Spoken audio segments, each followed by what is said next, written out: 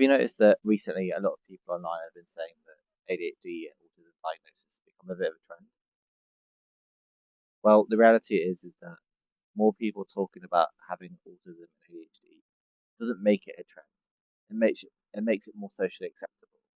It means that those people have recognized something within themselves and they want to learn more about themselves and how they cope, how they manage the things that they struggle with, the ways in which they mask that they might have not recognized before.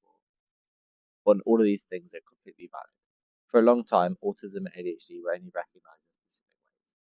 You had to be a young male, and your traits had to be obvious. So if you were masking or didn't fit that narrative, then you were seen as coping and managing. But in that situation, you might have been masking and not even realizing it. And this is why we've seen a lot of people recently self-diagnosing, because there are extreme wait times to actually get a diagnosis or have a test. And self-diagnosis allows people like myself to be able to recognize the things that maybe they struggle with or the ways in which they were masking and actually do the work and the healing to allow them to be more independent and to live with those traits and recognize where they might need support. For a lot of people, self-diagnosis is the first step in allowing themselves to be more understood not by people around them, but by themselves first and foremost. Now, this is not to say that getting a formal diagnosis is not important, because it can open the door to more access and support that maybe you didn't have access to before.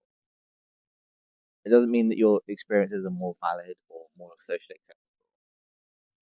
It just means that when it comes to things like workplace adjustments, university support, or legal support, then you have that diagnosis to back up what you're saying. Thinking about getting a formal diagnosis, ask yourself a couple of questions.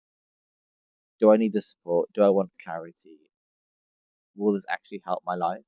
And for me, self-diagnosing has been really important because it's allowed me to go through that personal understanding journey, recognize the ways in which I was masking, recognize what things were because I have OCD, what things are because of other mental health conditions, and what is just because I have autism and ADHD.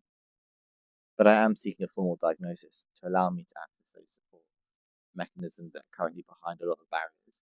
And that's one thing I think I'm learning a lot about on this journey, is that a lot of the support that autistic ADHD people need, anyone who's neurodivergent needs, is often behind these barriers.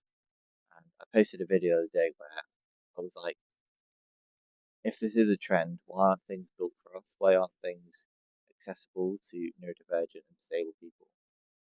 Because if everyone was neurodivergent, the world would be a completely different